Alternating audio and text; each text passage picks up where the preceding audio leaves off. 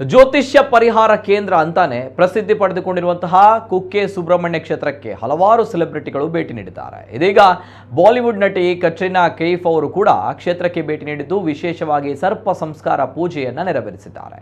ಮಂಗಳವಾರದಂದು ಕ್ಷೇತ್ರಕ್ಕೆ ಆಗಮಿಸಿದ ಕಟ್ರಿನಾ ಕೈಫ್ ಸರ್ಪ ಸಂಸ್ಕಾರ ಯಾಗಶಾಲೆಯಲ್ಲಿ ಸಂಕಲ್ಪ ಪೂಜೆಯಲ್ಲಿ ಪಾಲ್ಗೊಂಡಿದ್ದು ಪೂಜಾ ವ್ರತ ನೆರವೇರಿಸಿದ್ದಾರೆ.